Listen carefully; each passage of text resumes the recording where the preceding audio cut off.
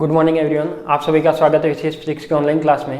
हम chapter detector start किया था न्यूक्लियर फिजिक्स में, यूनिट नंबर 3। तो उसमें डिटेक्टर में कुछ उसका बेसिक इंट्रोडक्शन देख लिया था। फिर उस जो गैस फील्ड डिटेक्टर था उसके बारे में अपन ने डिस्कशन कर लिया था। और गैस फील्ड डिटेक्टर को कैसे उसमें ग्राफ बनता है वो आरोपित वोल्टा और आयनन धारा के बीच में, और उसके ग्राफ में कैसे उसके 5 भाग बनते हैं वो हमने देख लिया था। कौन कौन से भाग बनते हैं वो भी आपको मैंने बता दिया था।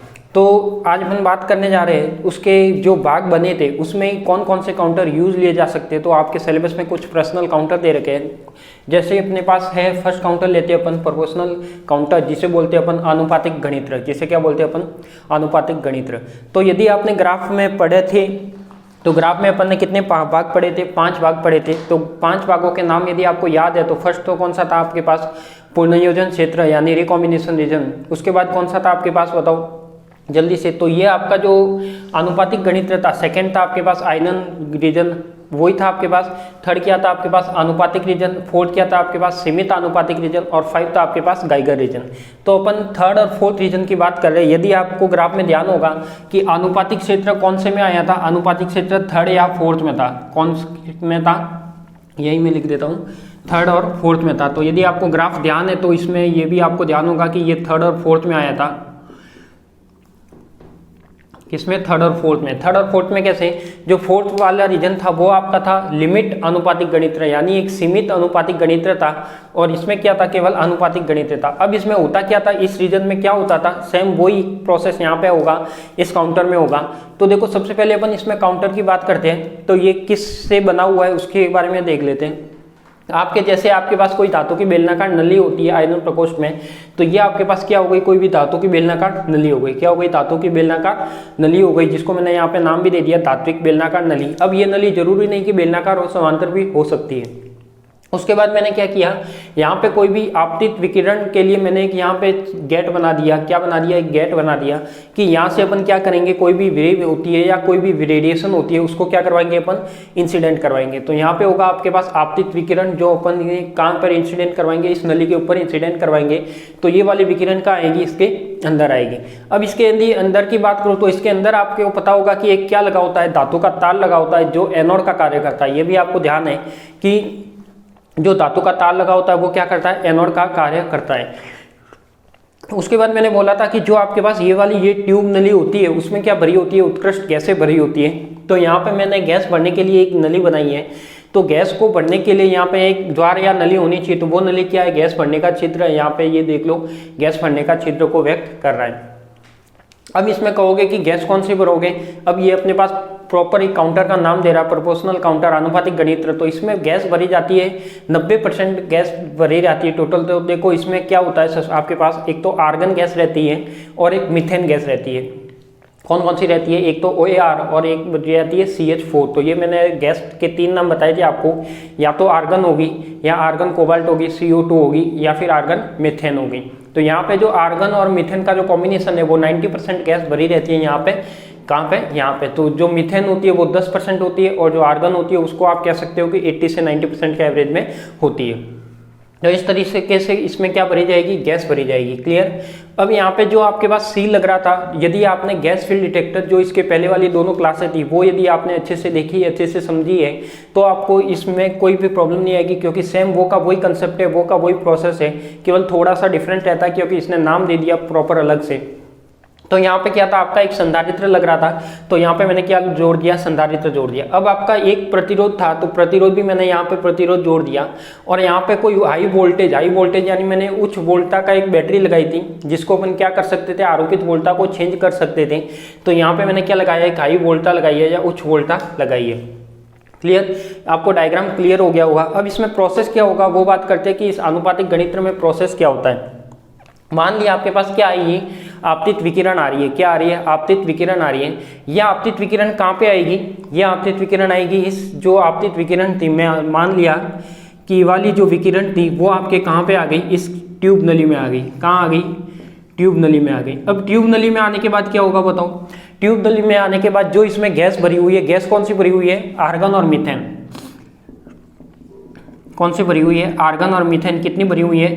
90%। तो देखो ये मीथेन तो है, इसमें ऐसा मान सकते हैं ये 90% है और ये कितनी है? 10%। ठीक है।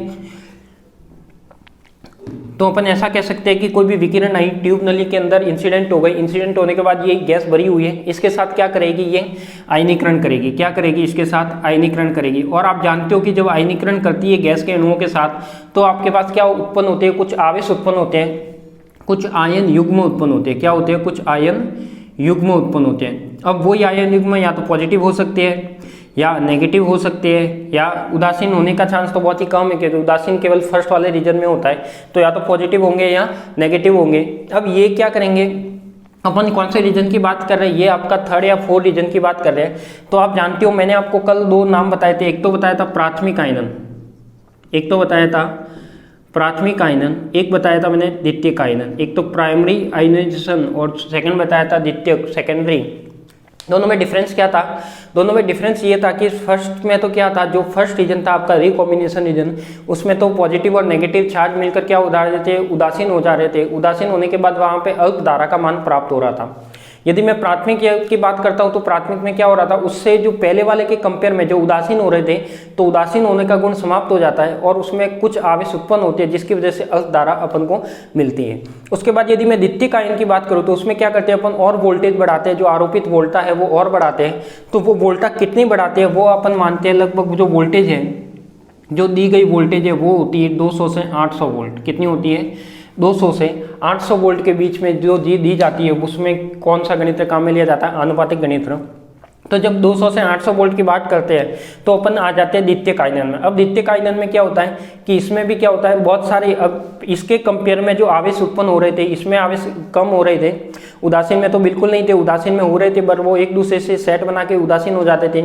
इसमें क्या था, कुछ आवेश उत्पन्न हो रहे थे जिससे हमें धारा मिल रही थी। अब ये द्वितीयक वाला क्या करेगा, इसमें अधिक मात्रा में आवेश उत्पन्न होंगे। क्या होंगे, अधिक मात्रा में आवेश उत्पन्न होंगे, और ये वाले कहाँ जाएंगे, एनोड की ओर।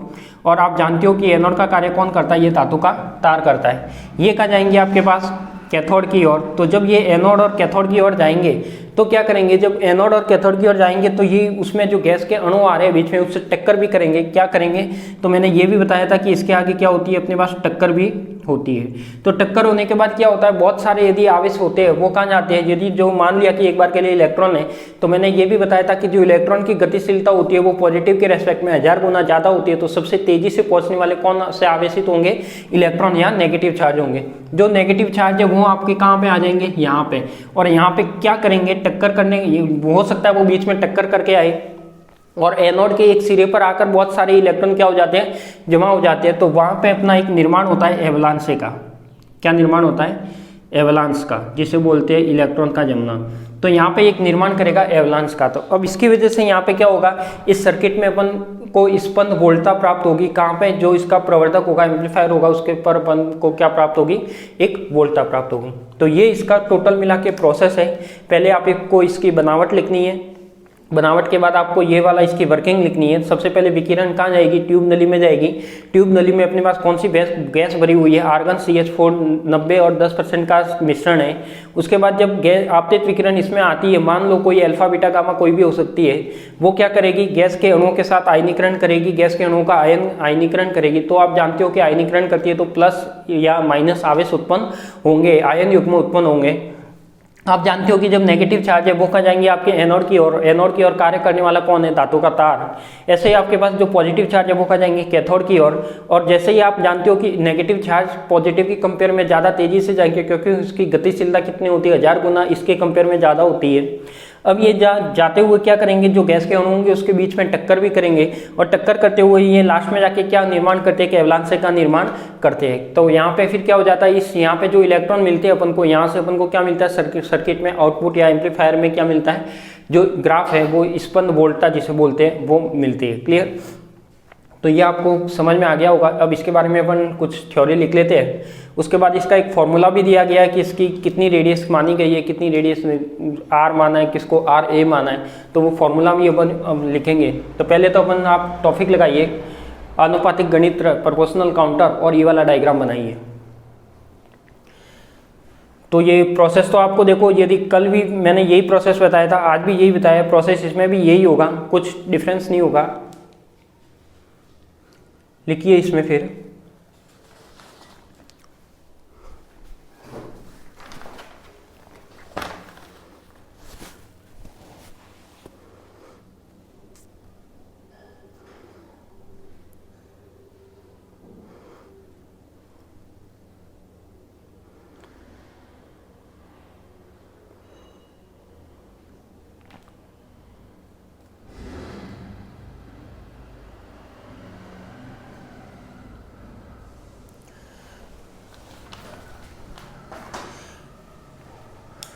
डायग्राम बना लीजिए।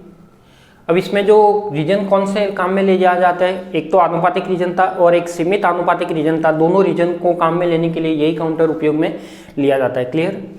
तो यहाँ पे आनुपातिक हो या सीमित आनुपातिक हो, उसमें केवल डिफरेंस क्या था, एक चीज़ का डिफरेंस था क्या, कि एक तो उसमें था कि जो इलेक्ट्रॉन आयन युग्म की संख्या है, जैसे जैसे वोल्टेज बढ़ाते तो वो प्राथमिक आयन पर निर्भर कर रही थी, प्राथमिक आयन के समानुपाती थी। और दूसरे में क्या था, वो समानुपाती नहीं होकर वहाँ पे एवलांचे का निर्माण कर रहा था। एक यही डिफरेंस था दोनों में। तो दोनों में जो काम आने वाला काउंटर है वो क्या है, आपका आनुपातिक काउंटर है। लिखिए इसकी बनावट करके। यह गणित्र आनुपातिक क्षेत्र में कार्य करता है। यह गणित्र आनुपातिक क्षेत्र में कार्य करता है।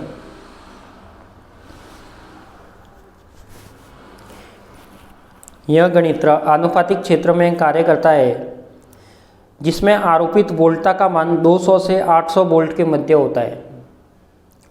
जिसमें आरोपित वोल्टता का मान 200 से 800 वोल्ट के मध्य होता है। इस गणित्र में एक वायुमंडल या इससे कम दाब पर इस गणित्र में एक वायुमंडल या इससे कम दाब पर 90% आर्गन गैस तथा 10% मीथेन गैस 90% आर्गन गैस तथा 10% मीथेन गैस बेलनाकार धात्विक नली में भरी जाती है। बेलनाकार धात्विक नली में भरी जाती है और नली के अंदर अक्ष के अनुदिश एक तार लगा होता है। नली के अंदर अक्ष के अनुदिश एक तार लगा होता है जो धात्विक नली के सापेक्ष एनोड का कार्य करता है। जो धात्विक नली के सापेक्ष एनोड का कार्य करता है। नई लाइन से लिखना। इलेक्ट्रोड के मध्य आनुपातिक क्षेत्र के बराबर, दोनों इलेक्ट्रोड के मध्य आनुपातिक क्षेत्र के बराबर वोल्टता आरोपित करने पर, इलेक्ट्रोड के मध्य आनुपातिक क्षेत्र के बराबर वोल्टता आरोपित करने पर आयनन कोष्ठ में गैस गुणन प्रारंभ हो जाता है। आरोपित करने पर आयनन कोष्ठ में गैस गुणन प्रारंभ हो जाता है जिससे प्रतिरोध R के मध्य स्पंद वोल्टता प्राप्त होती है। जिससे प्रतिरोध R के मध्य स्पंद वोल्टता प्राप्त होती है। यह वोल्टता आयनकारी कण द्वारा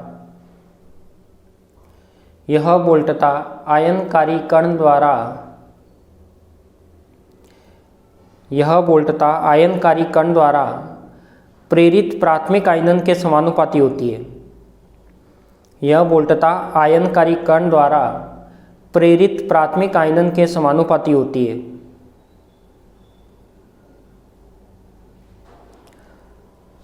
गैस गुणन प्रक्रिया को आयनन कोष्ठ में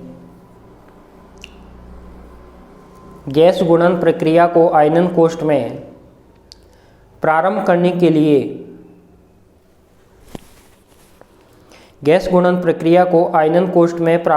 के लिए इलेक्ट्रोड के समक्ष बेलनाकार को प्राथमिकता दी जाती है। इलेक्ट्रोड के समक्ष बेलनाकार को प्राथमिकता दी जाती है। फिर लिखो इसकी कार्यविधि।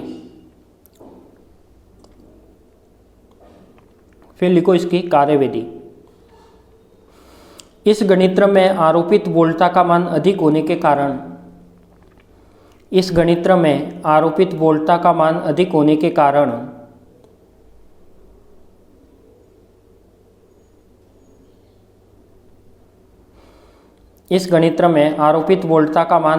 के कारण आयनकारी कण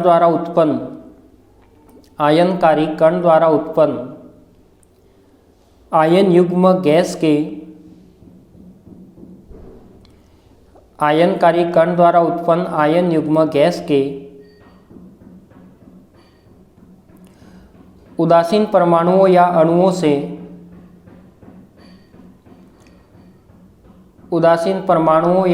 से टक्कर कर अधिक संख्या में आयन उत्पन्न हो जाते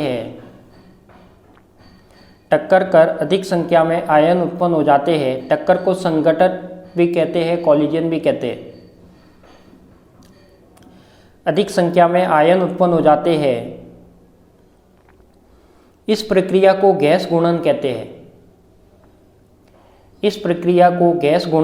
हैं। इससे आयनों में वृद्धि होती है।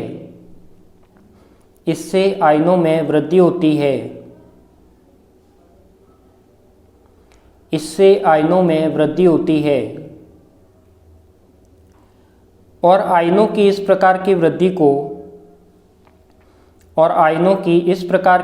को एवलांस कहते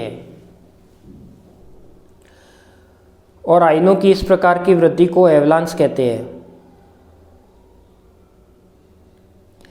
यह प्रक्रिया एनोड तार के एक बिंदु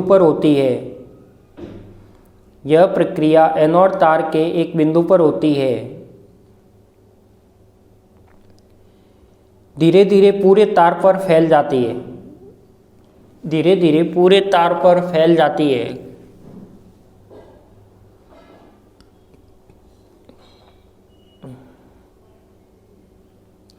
और यह प्रक्रिया एनोड के व्यास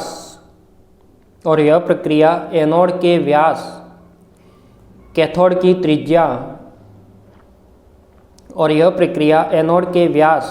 त्रिज्या आरोपित वोल्टता और गैस की प्रकृति पर निर्भर करती है।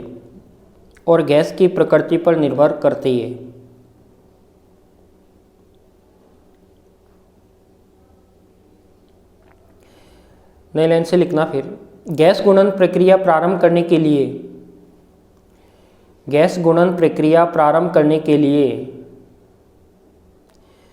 बहुत अधिक विद्युत क्षेत्र की आवश्यकता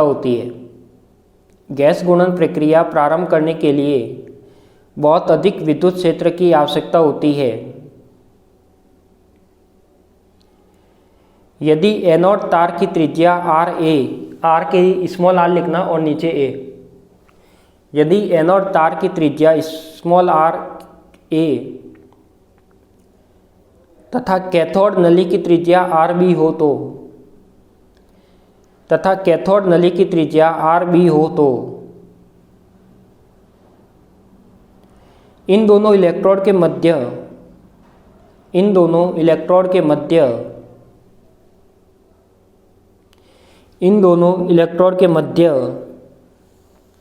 V वोल्ट का विभवांतर लगाने पर अक्ष से स्मॉल r दूरी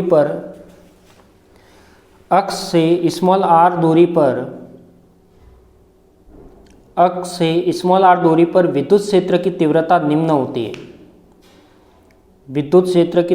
निम्न होती है।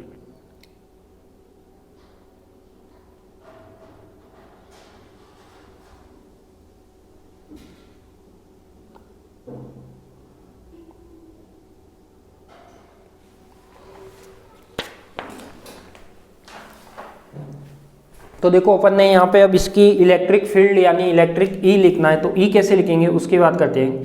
सबसे पहले अपन ने क्या माना है, यहाँ पे देखो मैं डायग्राम में शो कर देता हूँ कि आपके पास जो एनोड नली की त्रिज्या थी, यानी जो एनोड की त्रिज्या में, इसका मतलब क्या हुआ, जो धातु का तार था उसकी त्रिज्या कितनी थी, उसकी त्रिज्या मैं यहाँ पे मान लेता हूँ कि कितनी है, RA। ये तार हो गया, ये इसका सेंटर पॉइंट मान लेते हैं O, तो यहाँ पे इसकी त्रिज्या कितनी हो जाएगी, RA। फिर वो कह रहा है कि जो धातु की बेलनाकार नली है उसकी त्रिज्या कितनी है, तो इसकी त्रिज्या मैं मान लेता हूँ कितनी, RB। अब देखो इसमें तार की और धातु की जो बेलनाकार नली है, इन दोनों की त्रिज्या कभी भी सेम नहीं हो सकती। क्यों? क्योंकि ये तार है, तार हो सकता है वो आपका यहाँ तक हो सकता है यहाँ तक हो, यानी जो आपका एवलांस बनेगा, जो आपका एनोड का एक सिरा होगा वहाँ तक होगा, यानी हो सकता है ये वाला क्या है, आपका विद्युत रोधी पदार्थ है। क्या है आपका विद्युत रोधी पदार्थ। तो विद्युत रोधी पदार्थ है, तो विद्युत रोधी पदार्थ के लिए क्या होगा आपके पास, हो सकता है वो अंदर तक हो जाए, तो इसलिए इसकी और इसकी रेडियस सेम नहीं होगी, आपको डायग्राम में सेम जरूर दिखेगी। तो इसकी जो रेडियस है वो क्या है, जो धातु की बेलनाकार नली की है वो क्या है, आर बी है। तो आर डिस्टेंस में अपन क्या निकालना चाहते हैं यहाँ पे, इलेक्ट्रिक फील्ड। तो ये इसका फॉर्मूला दिया हुआ है, V is equal to R L N R B upon में आर ए। इस टाइप से इसने एक फॉर्मूला दिया हुआ है जो E को डिफाइन करता है इस आनुपातिक गणित्र के लिए। अब यहाँ पे अपन जानते हैं कि इसकी वैल्यू भी बताई गई है, इसने जो वैल्यू बताई है, तो देखो ये V तो क्या है, आरोपित वोल्टा है। R क्या है कि अक्ष से जो R दूरी पर इलेक्ट्रिक फील्ड उत्पन्न होता है उसकी वैल्यू है। लॉग है, आर बी क्या है आपके पास, धातु की बेलनाकार नली की त्रिज्या है, और आर ए है वो धातु के तार की त्रिज्या है। यहाँ पे जो V दे रखा है वो तो दे रखा है आपको 800 वोल्ट, वो कितना दे रखा है आपको 800 वोल्ट।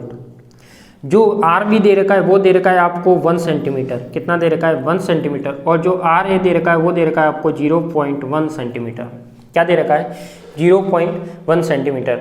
देखो आपको यहाँ से क्लियर है कि यहाँ पे आपका क्या है, धातु का तार, क्या है ये धातु का तार। अब देखो आपको यहाँ पे, यदि मैंने शायद यहाँ पे ये लेंथ नहीं बतानी थी, इसको एक काम करो, ये क्या है आपका धातु का तार। मान लो धातु का तार कैसा होता है, कोई तार ऐसा होगा, तो ये तार की जो त्रिज्या होगी वो कितनी मानी है अपन ने, 0.1 सेंटीमीटर, यानी बहुत ही स्मॉल में है। तो जो धातु की त्रिज्या है, धातु का त्रिज्या को अपन कैसे इसके अंदर से डिफाइन करेंगे, इस टाइप से होगा। तो उसकी त्रिज्या कितनी है, आर ए। तो मान लेता हूँ मैं ये धातु की त्रिज्या के इसके लिए बात करता हूँ, तो ये कितनी हो जाएगी आपकी, आर ए हो जाएगी। क्लियर। तो ये आर ए, ये न होकर क्या है आपके पास, ये है, क्योंकि ये धातु के, और जो पूरी ये बेलनाकार जो आपको नली दिखाई दे रही है इसकी भी त्रिज्या होगी। यदि ये आपको दिख तो क्या रहा है, बेलनाकार नहीं दिख रहा, बट है क्या ये बेलनाकार, यानी ये इस टाइप से एक सिलेंड्रिकल फॉर्म में होता है। तो ये जो वैल्यू अपन यहाँ पे रखेंगे तो ये क्या हो जाएगा, देखो E is equal to 800 upon में कितना हो जाएगा आर की इसने कुछ वैल्यू दे रखी है क्या, आर उसने दे रखा है एनोड पर विद्युत क्षेत्र, R is equal to R A. अच्छा, जो एनोड पर विद्युत क्षेत्र दे रखा है वो कितना दे रखा है इसने, R is equal to R A दे रखा है। यानी जो आर है वो किसके इक्वल दे दिया इसने, आर ए के इक्वल, जो एनोड पर विद्युत क्षेत्र। यानी ये क्या दे रहा है कि विद्युत क्षेत्र अपन कहाँ पे मान रहे हैं, यहीं पे मान लेता है कि यहाँ पर जो एवलांसे का निर्माण करेगा वहां पर ही क्या बताएगा, ये आर ए बताएगा। तो आर ए की वैल्यू कितनी, 0.1, इसको मीटर में कन्वर्ट करेंगे तो कितना हो जाएगा, 10⁻³ ये एल एन, और 10⁻² अपन 10⁻³ ये वाली वैल्यू होगी। और जब आप इसको सॉल्व करोगे कंप्लीट तो आएगा 3.47 10⁵ वोल्ट प्रति मीटर। और इसमें सॉल्व करोगे तो आप 0.34 10⁶ वोल्ट प्रति मीटर, और ये क्या आ जाएगा आपका, इसका इलेक्ट्रिक फील्ड आ जाएगा। तो इस टाइप से भी आप इसकी वैल्यू निकाल सकते हो। तो ये एक फॉर्मूला दे रखा है, उसने कुछ वैल्यू दे रखी है कि जो आनुपातिक गणित्र है, जो आनुपातिक गणित्र का सामान्य रूप होता है उसमें अपन जो वैल्यू काम में लेते हैं वो लगभग ऑलमोस्ट ये वैल्यू काम आती है। बट जब भी आप प्रैक्टिकल में इंस्ट्रूमेंट काम में लेते हो तो ये सब मेजर आपको करना पड़ेगा कि नली की जो त्रिज्या है वो कितनी है, जो धातु के तार की त्रिज्या है वो कितनी है। तो वो आपको डिपेंड करेगा आप कौन सा इंस्ट्रूमेंट काम में ले रहे हो, उस पर डिपेंड करेगा। तो ये तो एक सामान्य रूप दे रखा है।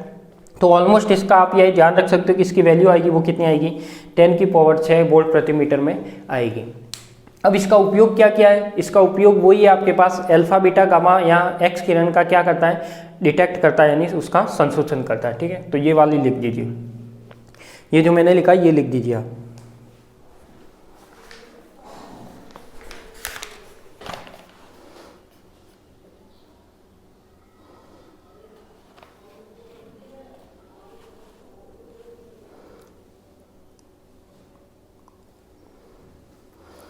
फिर लिखिए इसका उपयोग,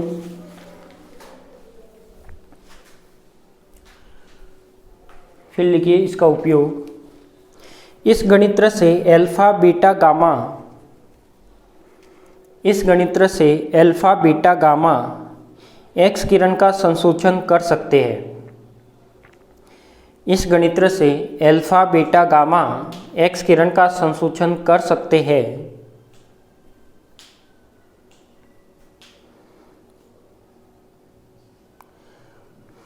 फिर इसकी एक कमी है वो भी लिख लेना, कमी क्या है वो लिखिए, गैस गुणन का मान आरोपित वोल्टता पर निर्भर करता है। गैस गुणन का मान आरोपित वोल्टता पर निर्भर करता है। गैस गुणन का मान आरोपित वोल्टता पर निर्भर करता है। अतः गणित्र में आरोपित वोल्टता को नियत रखना आवश्यक होता है। अतः गणित्र में आरोपित वोल्टता को नियत रखना आवश्यक होता है। अतः गणित्र में आरोपित वोल्टता को नियत रखना आवश्यक होता है।